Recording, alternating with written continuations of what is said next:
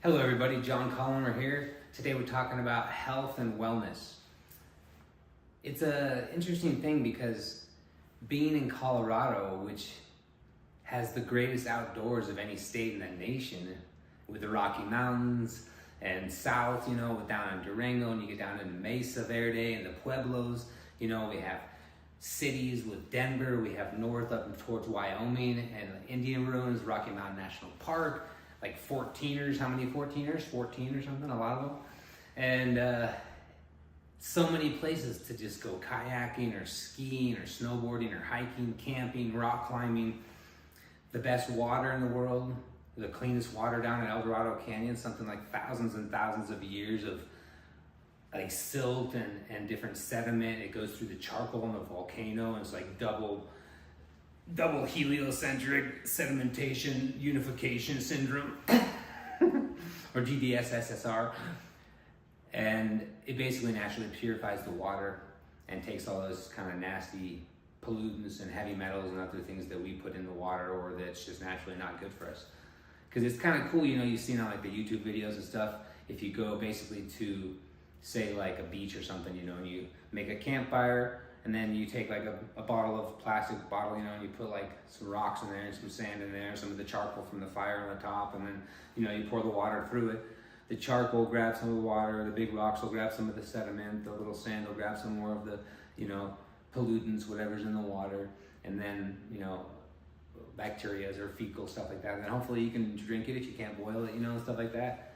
It's just kind of cool to see how everything really is a cycle, like the earth just reuses and reduces and recycles everything back and forth and back and forth.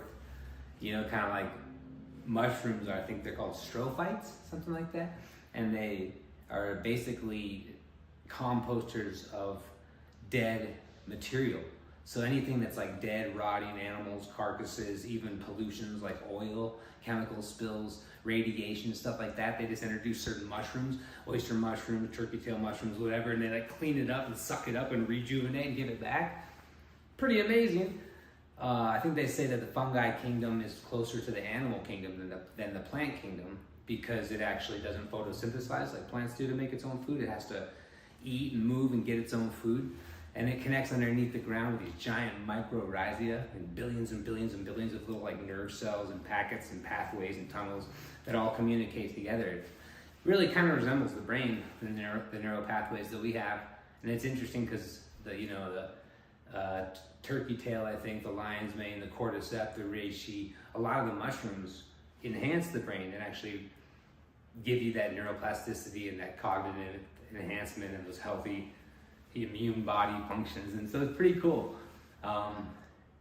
They grow in the dark, and they don't need sunlight at all. They come up underneath the rain usually, or up through the animals, and just kind of eat them and recirculate it and put it back into the earth. And quite mesmerizing how we all live together here on this planet. And health and wellness is a pretty cool thing, because in Colorado, our state is one of, I think, if not one of the healthiest states out there, where people spend the most amount of time outdoors. They're the healthiest. There's less obese people, less people that are physically ill. But we actually have one of the highest rates of mental illness, and then one of the highest rates, or the lowest rates of federal ranking, basically. Colorado ranks like at 50th in the federal ranking for healthcare in the nation. And we spend like 30% of our income on healthcare. So spending 30% in a broken system, and everybody is still kind of sick, and people are wandering around and camping, and there's like mentally ill people all over the place. Nobody really understands what mental wellness even means. So like in the 70s, I think it was, 80s, Reagan closed down basically all the mental institutions and made it a crime to be somebody who was suffering from schizophrenia or bipolar or anxiety, depression, whatever, and basically just allowed the institutions to put people who were mentally unwell into the prison system now, which was a great move, huh? Because that's the best place for people who don't have the emotional, mental, or social capabilities, is to put them in the most violent places in the world. So that's the problem with our privatized jail system, unfortunately, is that it continues our recidivism rate, which is the return rate to jail. It's like 70 or 80%.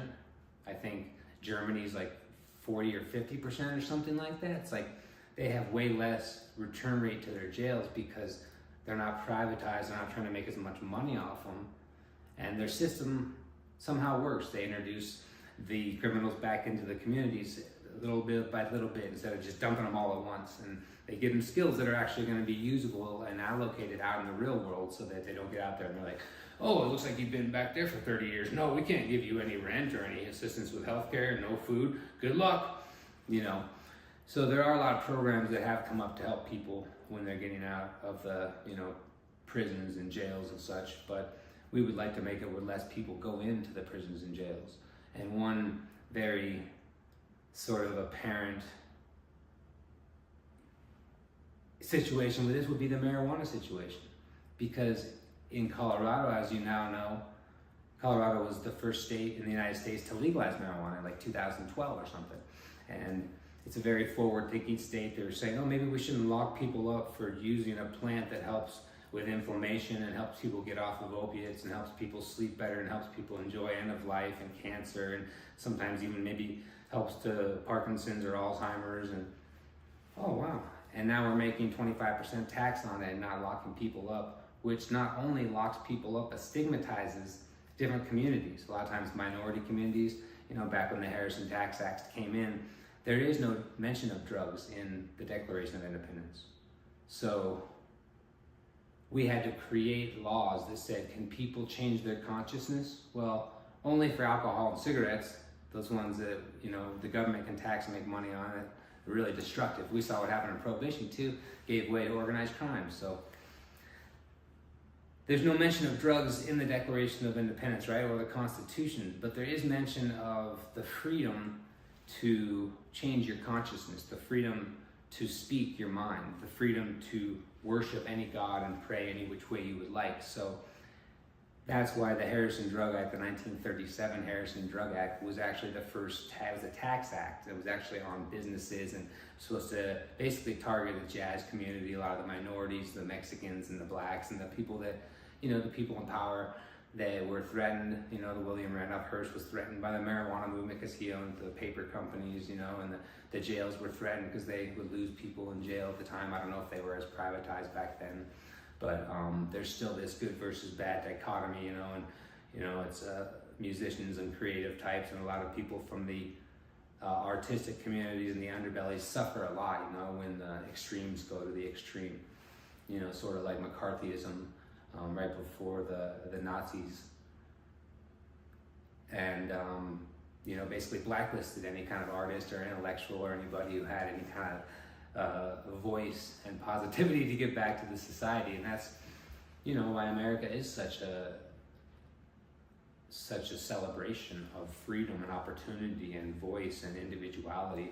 Not everybody uses that, but it's nice when you can use it. When you travel the world and you see people in Malaysia have different experiences than people in Cambodia or in China or North Korea or in Africa and the Congo or over in Europe. It's different wherever you go, and you learn that it's actually a pretty scary, pretty hard, pretty crazy world out there. And to have that blue American passport that we have is actually worth quite a bit, Let me see, I think I have it over here.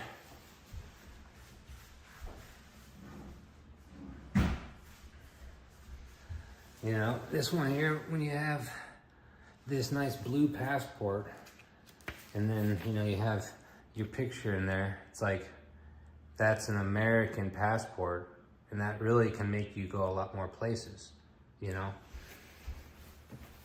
So, when you pull out, the blue United States of America passport, it's like, hey, where'd you go in here? And you're like, oh man, I don't know. I was going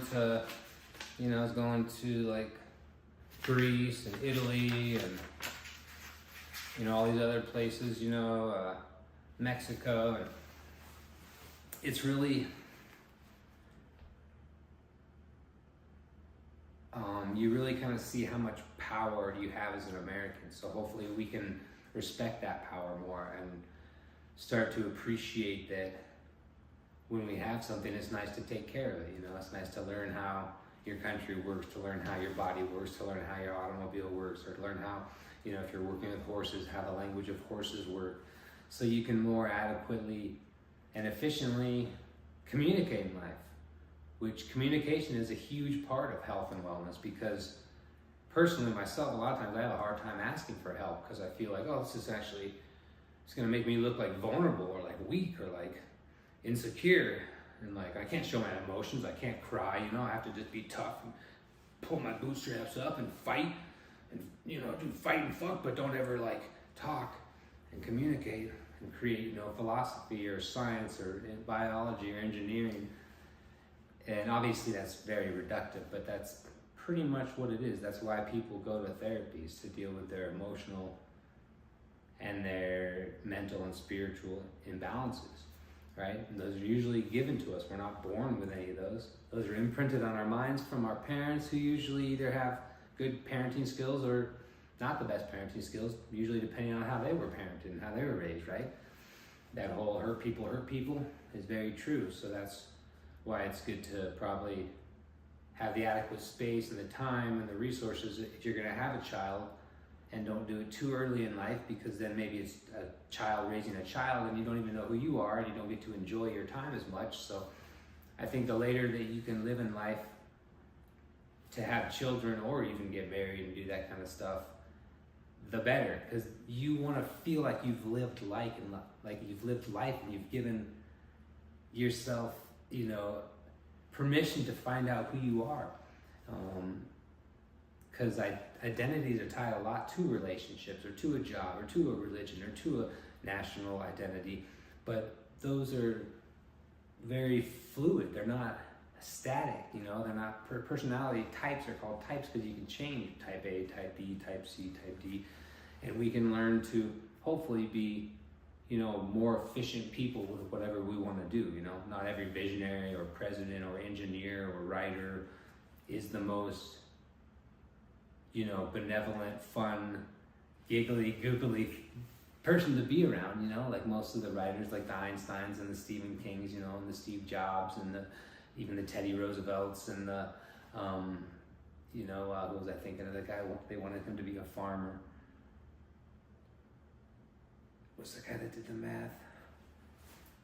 And he basically created, I think, like algebra and trigonometry or something. Not Einstein, not Kid Cudi, not Kid Rock. Isaac Newton, that's right, Isaac Newton. Like his dad wanted him to be a farmer because that's what he was, And Isaac Newton's like, yeah, I don't think I'm into the farming life, I got some stuff going on up here that I'd like to get out here and share with the world. And he was, I think, kind of a cultist even, like a visionary, and into like Christianity and into symbolism and math and astronomy and astrology, and very cool person, and invented a lot of these mathematical structures that we learned and used. And I don't know anything about math, so don't ask me. Actually had to cheat in school with the Texas Instrument on like the calculus to get through like my last calculus class in college. And now we don't even teach that stuff, right? So health and wellness. Most people go to the doctor when something is wrong with them, right? And then they, doctor, hey, fix me, I hurt, And the doctor goes, okay. But the more that we know about our body, the more that we know that the body's a miracle and works perfectly unobstructed, basically by negative thought or poisonous food or polluted water. When given the basic purpose, like of creativity and decent sleep and decent exercise and decent food, the body is its own doctor. That's why I think the saying is, the Hippocratic Oath is, I used to think it was let food be thy medicine, but I looked it up again and I think it says let food be thy practitioner.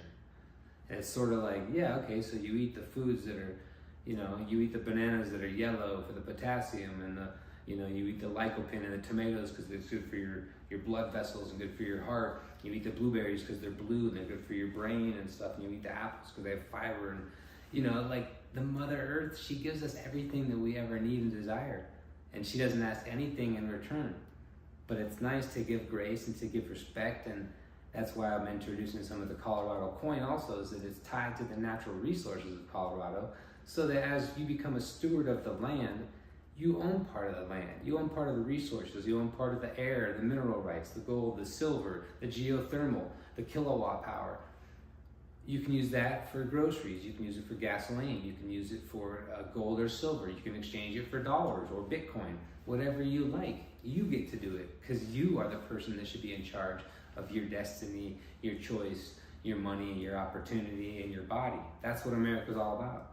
The freedom to create your own destiny. And that's the scariest thing in the world. I call it the Netflix syndrome, you know? You get on Netflix and, you know, you're clicking around, and after 2 hours, you're like, oh, honey, you want to click, you know? Because the hardest thing in life is to choose what you want to do with your focus. And that focus sometimes is hard. That's why people either get raised not in understanding how the body works, or they're given too much sugar in their food. I was really raised with a lot of luck because my parents were somewhat smart. My dad got me, well, my mom, I was born at home in Mount Shasta, California with my brother, and my mom obviously didn't circumcise us because she didn't grab a knife or anything, and didn't think there's any reason to do that. That was really good. Thank you, Mother. And then she also didn't get us vaccinated because she didn't see really any reason to get vaccinations when people didn't have them for a long time and they were fine. So whatever, that was her choice. And then my dad decided to go get us vaccinated when she was away one day or something, and she was real pissed because we were just sitting around like all messed up or whatever for a while. And I'm not saying you don't vaccinate kids at all, but there's something like 80 vaccinations now they give children. And, oh my God, 80 vaccinations? And some of them do have mercury in them and stuff like that, so it's not this huge conspiracy theory. You can look into them and see exactly which ones do and which ones have other things like heavy metals and stuff like that that wouldn't probably be good to be sticking into a brand new newborn baby. So if you look into the whole birth thing, it's a little bit unfortunate. The hospitals actually make a lot of money off birth. They sell the placentas from the mother for, I don't know, $30,000. They sell the foreskin from the circumcision that damages a perfectly healthy newborn male's genitals. It gives them a lifelong of scarring and could possibly cause death. It's caused death a couple times. And there's even some really gross Jewish traditions of the rabbis doing it with their mouth and stuff, and then it actually kills the child because it transfers like herpes or something to the kid. So I know it's really disturbing, but it's disturbing to me that anybody would think that to mutilate or touch a brand new baby would be the right thing to do in the name of God or culture or whatever. So the American Medical Association says that there is no medical reason to circumcise neonatal boys. There you go. I did a nice big, research on this in college because most people in America don't know. They just want to look like their father. So America would do circumcisions because it was just the only country in the world that didn't culturally. There, the circumcision started from Abraham, the Jewish tradition of wanting to please God by giving him a big backpack full of circumcisions because we know that God really likes a little bit of foreskin. I don't know when that ever started, but to me it basically makes sense that it's kind of controlling a person's sexuality, and you're putting a lot of pain and a lot of trauma on that child right when he's born, taking him up and cutting the most fragile part of his whole body that's covering 30% of his organ with all these really big nerves, and they have to pull back and make it bleed and hold the child down. And it's a horrible, horrible, disgusting thing that has been normalized because of insurance and money. The government makes money every time they do the surgeries. They make thousands of dollars. The insurance company makes money. And then what do they do actually with the foreskin from the child? It's really gross, but they sell it to companies for face cream, where people like Kate Blanchett and all these other people like, oh yeah, I've got this new face cream. It's really good because it's all the nerve cells and everything in there is so good for the skin, So that's some kind of horrific things that we don't understand. So during a health and wellness birth at the hospital, they sell your placenta and they sell your son's foreskin if you decide to circumcise and you're not really educated about that. And they make $30,000 to $45,000 off of that and then charge you for the birth process?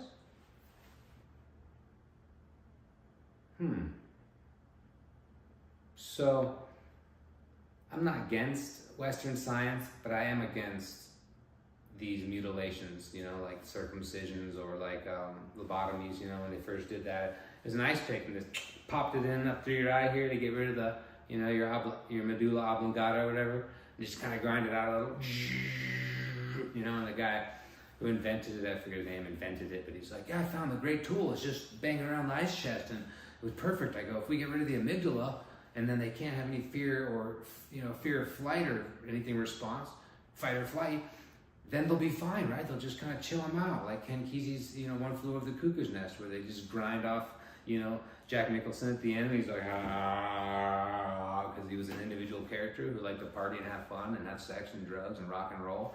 Society said, no, no, no, no.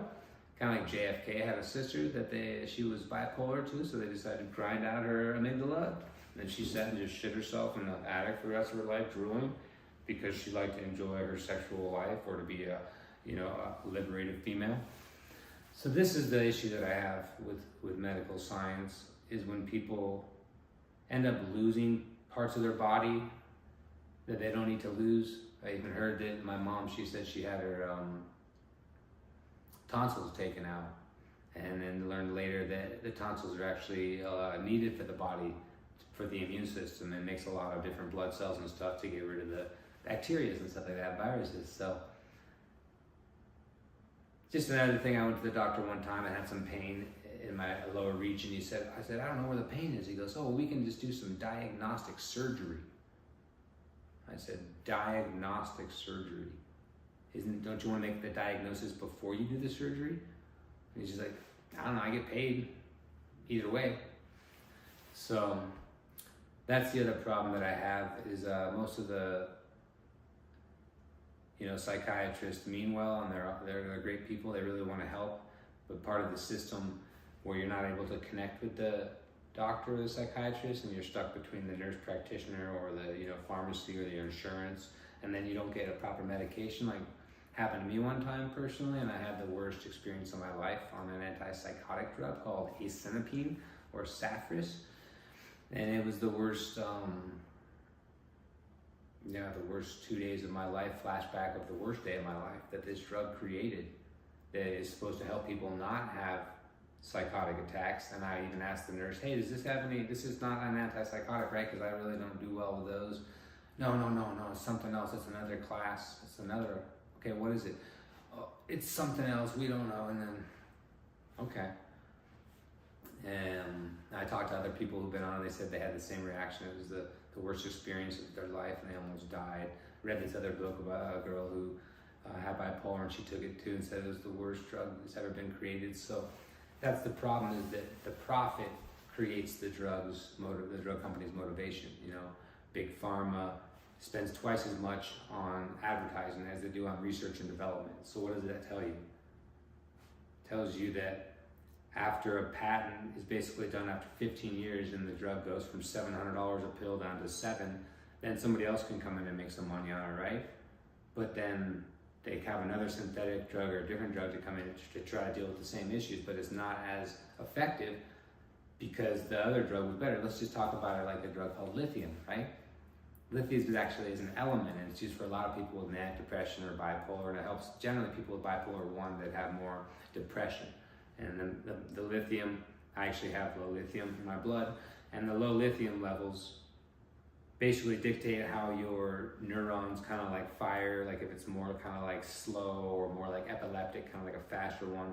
So the lithium helps people basically who have manic depression 1, which is depressive episodes. I have more manic depression 2, I've been told, which is more of the manic episodes, and lithium has not worked for me. I was really excited because I read the book by, it was about John Cade, who was an Australian psychiatrist who developed the use of lithium, and lithium is actually an element in the Earth's crust, and the Earth's, used for the batteries in your Teslas, and used in ceramics, and used in, I think lubrications and everything, and used in computers, and it's pretty cool because it's the third most abundant element on Earth, but I don't have enough of it. That goes hydrogen, right? Helium, then lithium. And I think boron, or boron, beryllium, and then I think like carbon, nitrogen, oxygen. I'll get it. I'm trying to learn at least 8 of them from the elemental table. Elemental, my dear Watson, from the table. It's just kind of fun to know that we are parts of the earth and part of the cosmos and part of the stars, and we have the exact same constituency in our body that is on the earth.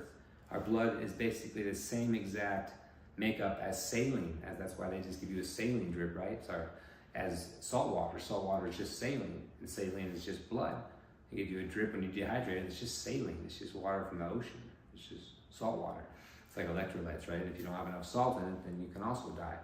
So it's interesting because I would always salt my food and stuff too. Be like, you salt your food a lot there, huh? John, you salt your food a lot. And your body can sort of tell if you have sort of something low and it's trying to get more of it. So it's trying to substitute getting more just table salt, which doesn't have lithium in it because it's sort of still an electrolyte or a salty taste. And then I think it was in the 1940s or 50s, there was a lithium low, or there was a salt low. There was low, like a shortness on salt, so people were using more lithium because it tastes kind of like salt, unlike some of their salt and stuff. And then they were getting like too much lithium, like people that didn't have enough, they're kind of getting like tired or droopy and like just. They found, I think there's like lots of some springs in like France, the Lourdes, and then different springs, hot springs, natural springs around the earth, and they have more lithium in these springs usually. And they did some studies, they generally find that towns or communities, people that are surrounded by those pools, generally have a calmer community, less depressive episodes, less suicidal, less anxiety. So that was kind of cool because it shows that, lithium's an element in the earth and it's an element in our blood also. So that's a little bit of personal information about me, but I don't really think it's a disability at all. I think it's a superpower because the more I learn of people who so-called have this disability of bipolar, the more I'm excited. People like Winston Churchill and Ernest Hemingway and Kurt Cobain and Russell Brand and Sylvia Plath and I think probably even said maybe I don't know if Steve Jobs did, but basically it gives us an ability, at least for myself, I can say that when I'm on my really manic or my highs, I get to enjoy creativity and like ideas that come out of nowhere and like really cool things like for music or writing or video and how I want to help the world, philosophy, stuff like that. So when you're on top of the world, you're on top of the world, right? It's just kind of tough when you sink really down low in the depressive episodes and you get really sad and you don't want to live and you don't want to be alive and suicide ideation and stuff like that. I was listening on the podcast, I think I talked in the last one too, that it really is kind of a form of vanity to kill yourself because you're kind of saying, excuse me.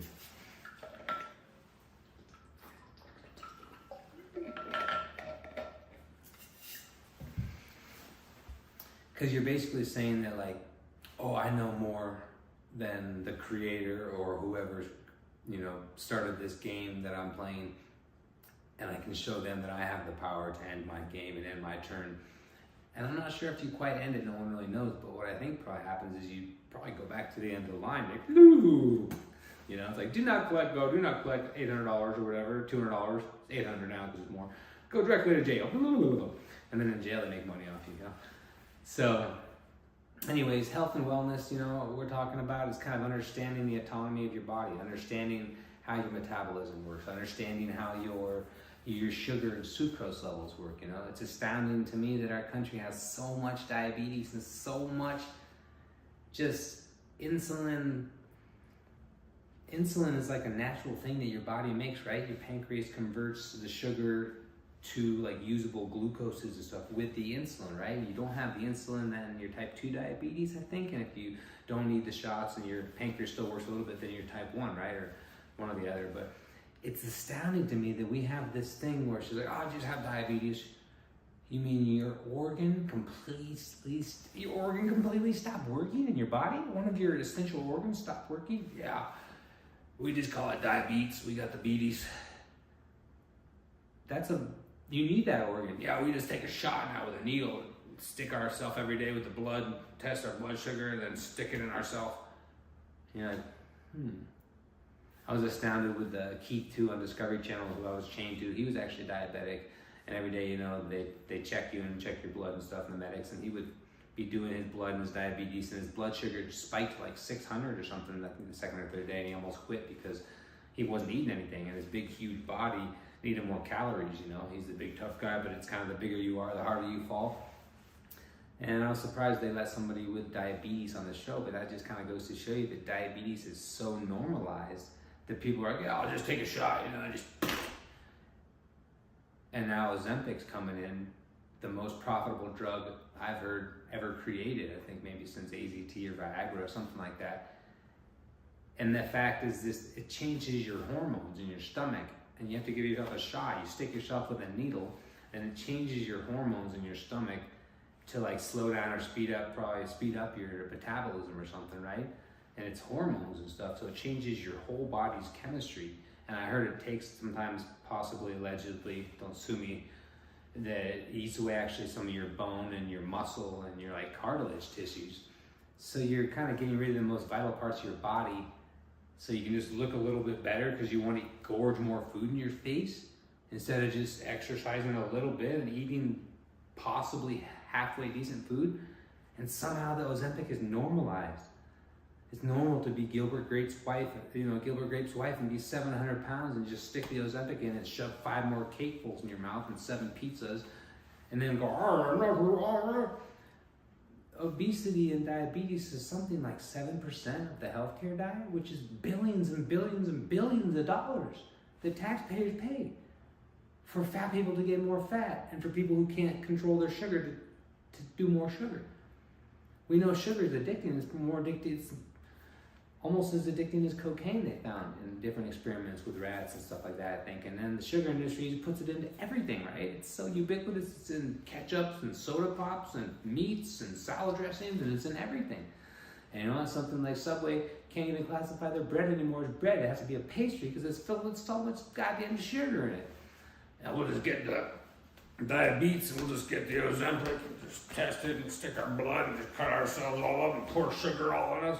Pour some sugar on me. Come on and add it up. Pour some sugar on me. No, sorry, don't sue me, Def Leppard, you know. But it's not anyone's fault. When I was younger, I wanted so much sugar all the time because we crave sugar. Our body, well, from what I understand, turns everything into sugar or sucrose, right? And uses that sugar. So that's why some people maybe don't eat carbs or meat or something, because their body's not able to turn that into sugar as quick or to use it, metabolize it as quick. I'm not 100% sure. You basically have to listen to your body, and I think everyone's diet's different. So where you grow up determines kind of what you want to eat, and usually you want to eat the local things the most you can, and kind of a variety of things, right? And like fruits, you want to usually leave some of the skins on because that's fiber. You want to get some whole grains and not just take all the husk off, you know, your wheats and your lentils and your couscouses and stuff like that. And then you want to eat, you know, some fruits and vegetables. And I eat, I like meat. I like, you know, eggs and milk and beef and pork and chicken, bacon. So I eat meat. I try to eat organic when I can and the local meats when I can, because you can not only taste the difference and it feels better, but you feel better being part of your local environment. That kind of goes back to the Colorado coin. It kind of goes back to health and wellness and everything, is that the more that we take care of our surrounding areas, the more that we take care of our bodies and our minds, and the more that we have a spiritual motivation, the less malaise and the less dis-ease can sink into the body, right? The less cancer. From what I understand about cancer is that your body is continually making cancer all day long. You're basically pumping cancer out, and then your immune system fights it off. And cancer keeps pumping it out, and your immune fights it off. Basically, the body, from what I heard, is something like 80% bacteria. So it's just like billions and billions and billions of little bugs. Kind of weird and kind of gross, or kind of wild if you think about it, like a giant hive of just bacteria fighting pro and negative bacteria to like keep this symbiotic balance. That's why when you take too much antibiotics, it destroys your gut lining and destroys your body's ability to make your own disease repellent devices, which it does perfectly, unless you give it all the antibiotics. And we give something like 90% of our antibiotics to our animals. So the animal thing's a whole nother topic, and we should get rid of factory farming right away. We should raise the levels on all of the animal production and to treat animals with the most amount of respect when, you know, raising them for food and for livestock. Otherwise, how can you respect yourself if you don't respect what you eat? You are what you eat. Where do you think the cancer comes from? Where do you think all of these diseases come from? All of the diabetes is increasing, and the Alzheimer's is increasing, and all these different, the different, like the guy in the meeting I went to the other day, they said, "Well, I take Seroquel." They were going to give me Seroquel. I've already been on it. It's a light drug. It's not that big. It's just an antipsychotic. It's kind of a light one. And this guy's like, "Yeah, Seroquel will give me Parkinson's." I don't know if it did or not, but he told me it did. And he said everyone it did. So that's what I mean, is that the doctors, they're not bad people at all, right? But most doctors, they're motivated by money. In this country, at least, right? That's why, oh, do you be a doctor or a lawyer when you grow up? Get some money, huh? It's prestigious, it's great. And Michael Crichton, the author of Jurassic Park and Next and all these other great, books, he was going to Harvard to become a doctor. And then he said how all the doctors there were more concerned with their credentials on their little badge and their cars and how much money they were going to make than the actual science of the body and the science of helping people. And so he decided to become an author. And I'm glad you did, Michael. Thanks a lot. Because your books are awesome and your stories are very well received. So health and wellness comes down to a lot of things, right? It comes down to prevention is number one, preventative. That's why I thank my mother for not giving me all that sugar and turning me into someone who has diabetes when I'm older, and giving me wheatgrass juice and, whole grains and apples and, blueberries and pears. And, we had ramen noodles and hot dogs and stuff too, and steaks and chicken and, rice and beans. Pretty basic growing up, but it wasn't crap. It wasn't, all Twinkies and all the cereals and all the stuff that I would try to eat when I went to town and people would give to me or give to my friends, because we don't realize that food probably is the biggest misunderstood drug that there is, right? That's why it's the Food and Drug Administration. It's the FDA, Food and Drug Administration. Cocaine, sugar. Pizza, methamphetamine.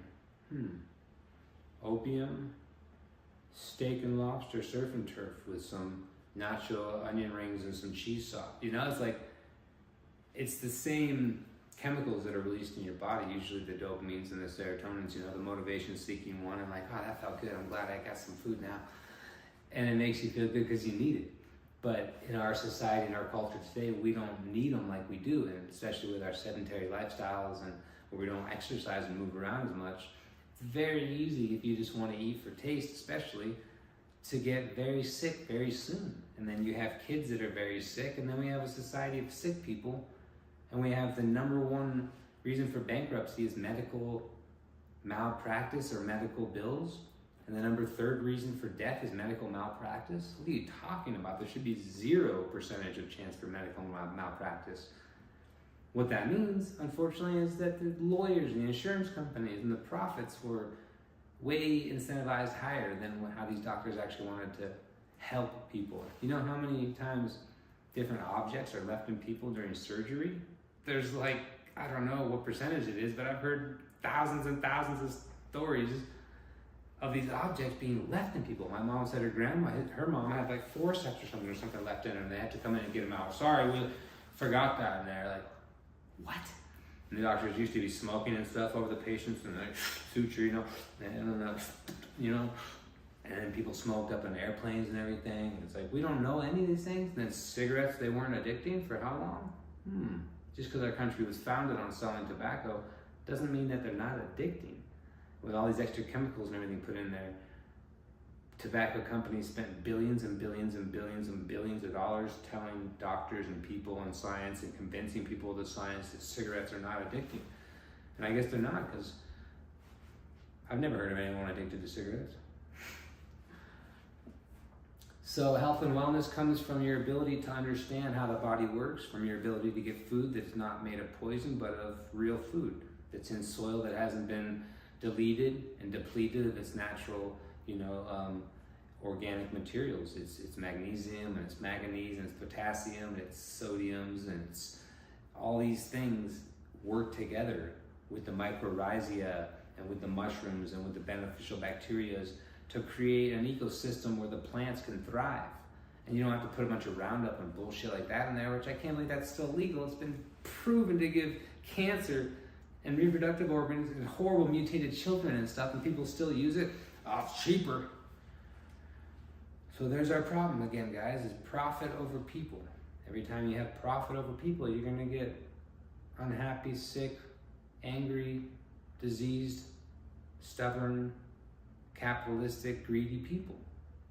And I'm not trying to change that system at all. I'm just trying to help us become more aware of how the body works, how metabolism works. Is it anaerobic versus fermentation? How vitamin D works and is converted from sunlight into hormones in our body through this amazing process. What are lymph nodes? How does our lymph system work? The skin's the largest organ in the body, so we should be getting more sunlight on it and be more tan, and not be the number one deficiency is vitamin D when you can get it for free. So there's just all these things, people used to tell you, put sunblock on you, put all the sunblock, and to come to find out a lot of the sunblock has allegedly caused cancer. It has like zincs and all these heavy metals and other crap in it that gives people cancer. So the thing that was supposed to protect you from the cancer is giving you the cancer. Sort of like the food. The food's supposed to give you food and medicine, but we put poison where now it's just poison, and you're eating poison and rotting yourself out. So there shouldn't be really, to me, any availability besides the top quality food in the country. Now, sure, you can still have your crap if you want a little bit, but you don't have organic and then not organic in the stores. You should just have organic, the highest quality value food possible for your citizens. Does that mean? That means you care about your citizens then, right? Yeah. So going back to how Colorado can be one of the healthiest states in the nation of people looking so healthy and still receive the 50th or the worst federal health rating in the whole country, mainly has to do with mental health, right? Because people are pretty physically healthy here, and there's a lot of education, a lot of entrepreneurship, and there's a lot of outdoor activities. Boulder was the first place in the world to have public spaces. Thank you, Teddy Roosevelt. I was watching a cool documentary from him last night. I think he got elected through McKinley when McKinley got shot, so I think he was the only president that got elected, possibly besides Carter, or I guess after Lincoln too, one got shot. Then, and McKinley, Garfield, Lincoln, and I think JFK, 4 presidents that got shot, and then I think they shot Reagan too, but he didn't die. Roosevelt was super cool, man. He grew up like really sickly and everything, and his dad had this horrible like stomach cancer, but then he just became really tough and ended up becoming like a champion for the underclass and for the working class and for the poor, and started the Conservation Civilian Corps and was a Rough Rider, and then the Spanish-American War helped us win that and get the country of Guam and that's other. He's just a cool dude, like one of the most coolest dudes ever. And he grew up kind of rich and kind of stubborn, big old like fluffy sideburns, and no one really respected him. I think he went to Harvard and was kind of made fun of and bullied his whole life, and that's why he decided to take on the role of the president. Wasn't even gonna get in there. He was vice president. Before that, I think he was governor, and then like commissioner, police commissioner, and fired one of the police chiefs that was totally corrupt, and they were beating everyone down and like making everybody pay money and stuff, racketeering and corruption, and that's why people don't have a lot of respect for a lot of people in the police department. It's because they haven't had good experiences with them, and if you don't pay the police enough, then they're gonna end up taking bribes, or they're gonna end up sleeping on the job, or end up getting seduced by sex workers and stuff, because everybody likes sex and money. That's just kind of ubiquitous across the world. Oh my God, he really did? He likes sex and money? Wow, couldn't believe that. So that's another thing is, let's teach kids a little bit of sex education and a little bit about, how to protect yourself and how to communicate, sexually and consensually, and how to be respectful, and how to, have conflict resolution and peaceful demonstrations, so you can understand that communication is basically one of your most important tools in your life. And if you can't communicate adequately, how can you research what works for you and then stand up for yourself when you go to the doctor, so they don't give you the wrong thing and then go, oh, sorry, I guess you got thyroid cancer from that. I didn't know you didn't have an allergy or didn't like that one. I currently have 0 allergies, 0 cavities, and 0 medication. 0 allergies, 0 medication, and 0 cavities. So I am not just talking, out of my behind, but I'm actually speaking from experience. You have to take care of your teeth. You have to do your yoga daily. You have to exercise, whether it's just 5 or 10 minutes, 20 minutes, get up and move. walk around or ride a bike or swim or play some racquetball or tennis or whatever, but just move. It's kind of common sense, you know. And then sleep, they say, is even more important than your diet or your exercise. People go, I gotta work, I'm just gonna go to sleep later or get up earlier, and we changed the whole light structure and daylight savings and added caffeine to get us up to keep us working longer. And is it better to work longer and to have more money in a bigger house, or to be more healthy? And a lot of people say, oh, bigger house, wife, and kids, and I wouldn't say that. I think that your health is the most important, and then if you don't take care of your health, that ends up suffering. Your family suffers, your friends suffer, the community suffers, your state and your country suffer, and then everybody ends up taking care of you or paying for you because you don't know how to adequately take care of yourself. And unfortunately, our system of capitalism doesn't really teach people to take care of themselves. It doesn't teach them the skills of preventative medicine, or the benefits even of preventative medicine. What do you mean you brush and floss your teeth each day and then they don't fall out and you don't have to spend $400,000 and a bunch of pain and possible death on dentistry and teeth extractions and crowns and bridges and root canals and headgear, and a lot of this stuff is quite new, but let's look at that kind of stuff, and then look at the food you eat. If you eat too many soft foods, for what I've looked at, your jaws and your facial structure and stuff can start to shrink a little, because you need to give yourself a little something to chew. You need to give your teeth, and that's why you have all kinds of different teeth. Some are sharp, some are flat, some are for crunching, some are for tearing meat, some are for moving things, some are for biting, and if we just drink all this soft stuff and these cheeseburgers from McDonald's and all this juice and everything and sweet things, and then our teeth kind of just go soft and our jaw goes soft. I also heard it's good to chew gum, so you can kind of, keep your mouth moving, keep it doing something. There's actually some good books about that. I forget what it is, but there's also some sort of, I'm not sure how I feel yet, but getting your wisdom teeth out. They said, I guess there's controversy if it's good or not for you, but I had all 4 of mine taken out. From what I was told, they would push my other teeth in and make me look like a British person. Hello, sir, I'm British. What happened? Didn't get your wisdom teeth out? No, I was born in London. Oh, late. I'm just kidding. London, I love you guys. Don't send a rocket over.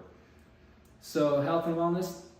I'm very excited to try to create these wellness centers, one in each congressional district in Colorado, and they're basically be places where trained volunteers who are trained in psychiatric help, like conflict resolution and crisis intervention, suicide ideation, and different panic attacks and stuff like that. Generally, 90% of the time, people in emergency situations really just need to feel safe and have somebody to talk to, somewhere that they can look around and feel like they just feel safe. It's welcoming, that's a nice room and not just like a jail cell or a bunch of cops coming to bother you. Because I had an interaction actually with the police a few years ago where I was needing some assistance, and the assistance that I was given was not what I was expecting, and they were not very, let's just say they're not very kind or gentle, and that I think having resources such as police who are trained in conflict, de-escalation or psychiatric emergencies or non-violent episodes, is something that we really need to work on here in the state of Colorado. And what we can do is we can follow other states like Boston, Massachusetts, from what I've read, has really good, basically trained therapists, trained, psychiatrists that come along with the police, and they help them deal with people who are dealing with, schizophrenia or panic attacks or some sort of break in reality, drugs and alcohol interaction, whatever it may be, so that they don't have to send 2 or 3 ambulances and a SWAT team and have all thousands and thousands of dollars wasted on this situation that could have been de-escalated before they got there instead of re-escalated.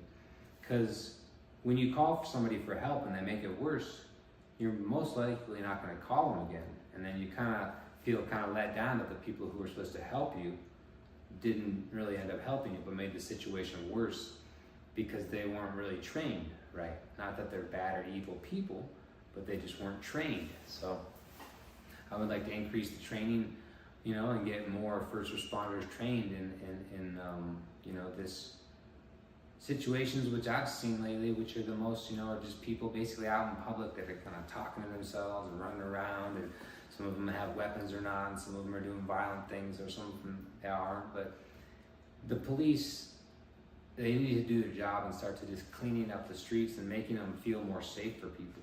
And I don't know, you don't put them in jail or something like this, but get them some help. And you can't have people, camping with their tents and everything all by the rivers and stuff, and defecating in the river and using the drugs, all this and that. And then you have tourists and people coming to town and enjoying this Colorado State University, and going to Pearl Street and going to movies and going to the Fox, and they see people all around town and huge tents and stuff all over the place.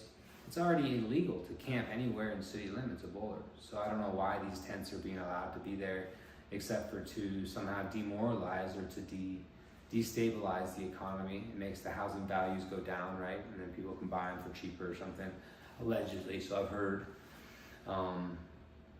because real estate's such a great way to make money. It's kind of weird, the real estate thing. It's like you make money on somebody else's desperate need to live, but that's affordable housing. So that'll be the whole next video. So let's go ahead and do a little recap. Health and wellness means access to the top quality healthcare immediately. It means if you need access and you need to talk to a psychiatrist or a healthcare worker, then you get that immediately, not in 6 weeks or 8 weeks or 10 weeks. And we remove the barriers of entry, getting rid of insurance, getting rid of other stigmas around class or race or the mental health that people are dealing with, the challenges they're dealing with. We don't really know how to deal with trauma that well. That's why we're having a mental health epidemic in the country, is that nobody really knows how to deal with all this trauma and all these centuries of violent capitalist consumeristic based nation that has sort of lost its faith and lost its way and lost a lot of its loyalty and respect for the body and the community and the faith and the family, a lot of these things which create healthy bodies. So the other thing I want to do is I want to allow Proposition 122, which allows all plant medicines, DMT, ibogaine, mescaline, psilocybin, mushrooms, for the use of adults in the privacy of their own home without transferring any monetary gain. Now, that's nice because there's a bunch of centers around right now that are popping up with ibogaine and mushrooms and stuff, and you can go there and pay $15,000 and have a nice session with some people, and they can help you out. And that's awesome, I'm not saying that they shouldn't get into these healing facilities, and they're taking the time to figure out what do we need to do, and they're making all these commissions, and I think it was 3 years ago, 2023, we passed Proposition 122. So it's been on the books for 3 years now, completely legal. But from what I've looked at, there's not one place where a veteran or someone who's suffering from PTSD or suicide ideation or addiction or something like this that can get a little bit of mushrooms, which a dose costs probably a couple dollars. There's no place in town which you can get that. But it's legal for adults to use mushroom. It is, but you have to pay $15,000 to do it because capitalism, right? It's like great state of capitalism we have. So how I want to get by this is to not charge any money, which is already in the law. So I don't know how these other healing institutions are charging money. I guess they're charging money for their services, but not for the actual plant medicine. So how I want to also maybe get around this is by not offering any medical advice and any medical expectations, and instead just offering a spiritual or creative session and saying that anybody who's American, sort of like the Religious Freedom Act that the Native Americans had to go through to get peyote legalized so they weren't murdered. That's right, murdered. People don't understand that first, when our civilization expanded, the Christian ministries weren't very open to the indigenous ways of life, using the peyote or the mushrooms or the spirit, the dancing, and their spirituality was not really looked upon favorably, and they were murdered and castigated and killed and tortured, and that's that. So For me, when now we've allowed, all the government's allowing people to use the bark of a tree of iboga, or they're allowing people to use DMT, which is possibly created endogenously in the body when you dream, when you sleep, when you pass on and die or you're born. It's also probably in most of the tryptamines and most of the plants and grasses around us. So there's a funny saying, I forgot who said it, maybe Timothy Leary, who's like, you would arrest everybody on earth because they're all carrying DMT right now because it's produced in your brain. It's basically a chemical that allows you to to transform or to move and shapeshift into the other side, the spiritual side, the psychological side, the numinous side of ourselves that we don't really understand. And we can now use DMT though, and then we can use mescaline, which is from the San Pedro cactuses, instead of the little peyote ones, which are the peyote buttons that come out of the ground, usually in Texas, Arizona, little southern Colorado and Mexico and stuff. But the people would just rip them up and dig them up and then take 30 or 40 years to grow. So now the San Pedro cactus is the one that we're going to use, and that's the mescaline that I've been using. And it's very good. It's, I don't know if I pronounced it right, but the phenethylamines or something like that, phenethylamine. I'm a phenethylamophagus. And it's basically sort of like, it's like an amphetamine kind of based high. I don't know if high is the right word.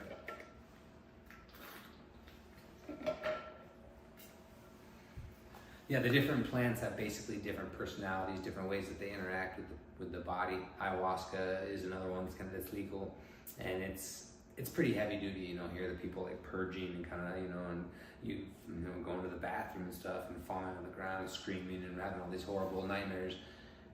It's a mother plant, so it's a maternal energy, and so it's going to be kind of heavy, a little bit heavier.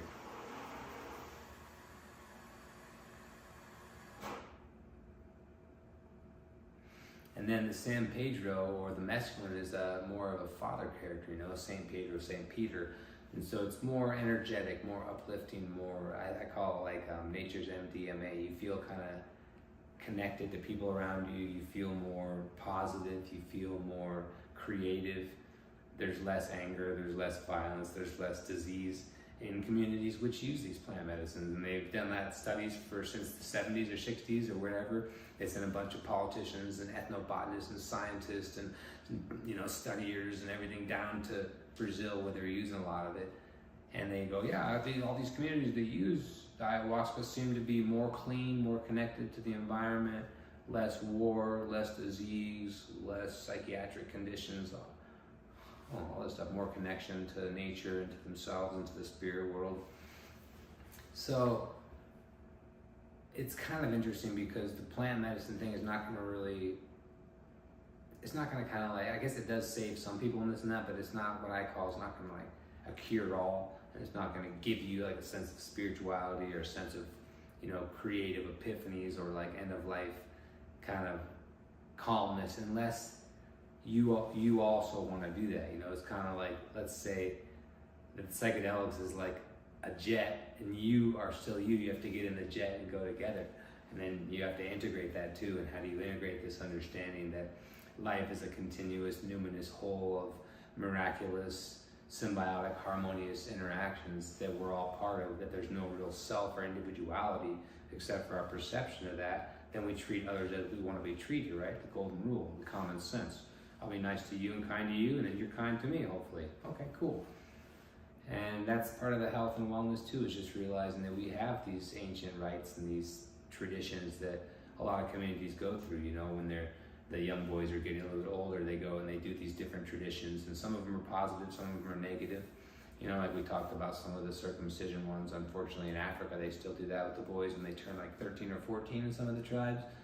And they go out and they circumcise them and then give them just like corn to drink for a couple of days, and a lot of kids end up dying and stuff, or getting diseases and horrible scars and stuff. And you're supposed to just be a man and tough it up, And to me, I think it's the most disgusting thing we can do is to mutilate young babies, So it's just another horrible thing, and there's female mutilations and circumcisions around the world too, and nobody really wants to talk about it, just like nobody wants to talk about, any sort of thing, which is hard to talk about, but that's life, and we want to start treating people with more respect and treating ourselves with more respect. Then we can treat others with more respect. So health and wellness, hopefully we'll get some of these wellness centers starting to go in each of the 8 districts in Colorado. if you guys have any information about, you know, a place that you would like to set up as a location and just get someone who wants to be there 24 hours a day to basically offer a crisis intervention for people that just need sort of, you know, light psychiatric help. It's not going to be people who are, you know, if you need a heavy hospital help or a doctor, you go somewhere else. But this is for people who are just kind of having, you know, I worked as a crisis intervention volunteer when I was younger in Whatcom County back in Bellingham. And we were trained and learned, you know, basically how to support people in their times of trauma, you know, times of suicide ideation, times of, you know, breakups or job losses or things that are really hard for people to handle. And we didn't get a huge amount of calls and stuff like that, but it was nice to be available and to be there for the community and to know that the communities do have these tools. And there's a lot of resources, you know, in town here.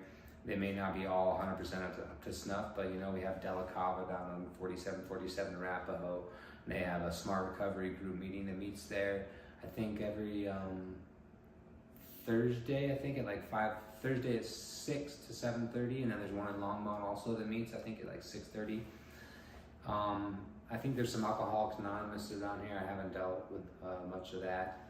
There's also the Pillars Institute, which helps basically be a liaison between different groups and people who want to basically create a safer and more healthy lifestyle, you know? So whether your addiction is drugs or alcohol or gambling or sex or shopping or whatever it is, you know, these people want to move forward and live a life where they have control of their emotions, or they can at least flow with it more, you know. If you don't have control, at least steer the glider. You know, it's a good metaphor I like to use is I see the gliders getting taken up outside my window all the time here, and, you know, the other jet or whatever it is, the plane has like the motor in it, you know, it's like, and it like tows the glider up, and the glider like goes big old wings, you know, it's like, doesn't have any engine, and so it's kind of getting like pulled up like a metaphor, like we're helping each other. And we all have different tools. Some people have engines that can go and pull themselves up out of gravity, and then some people have longer wings that can just kind of float down afterwards without all that noise of the engine, you know, just. And so that's what I like to look at the metaphor for humans, is that we're helping each other on our sensitive ways, you know. So just, it's pretty simple. Be a little more kind to everybody, you know. Try to get a little bit off of some of the social media if we can, because it seems like most of it is just arguing these days, who's right and who's wrong, and you know what, we're all right and we're all wrong. You know, and then get into a little bit more, learning about your body, learning about the miracle of your body and how it works and how it's the most wonderful, creative, genius thing ever invented by whoever invented us. And I thank you very much for being invented.